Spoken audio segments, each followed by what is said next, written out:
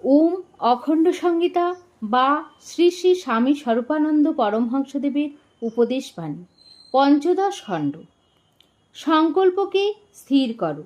জনৈক পত্রলেখকের পত্রের উত্তরে শ্রী শ্রী বাবামণি লিখিলেন, দুইটি বিপরীত বিঘ্নের মাঝখানে পড়িয়া কিং কর্তব্য বিমূঢ় হইও না। আগে চলার পথ হয়তো অনিশ্চিত, পিছে চলার পথ হয়তো বিপজ্জনক, কিন্তু কোনো দিকে না চলিয়া চুপ করিয়া দাঁড়াইয়া থাকিবার ফল হইবে সদ্য আত্মনাশকর। সুতরাং মন হইতে সকল দ্বিধা ঝাড়িয়া দিয়া পথ চলা শুরু করো। এখন দক্ষিণেই চলো আর বামেই চলো, আগেই যাও আর পিছেই হটো।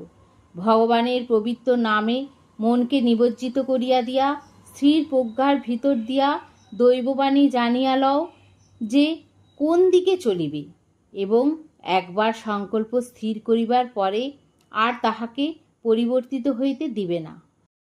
জগতে অনেক নিশ্চিত পরাজয় একমাত্র সুদৃঢ় সংকল্পের সম্মুখে পড়িয়া নিশ্চিত জয়ে রূপান্তর পাইয়াছে। দ্রুত সংকল্পকে স্থির করো।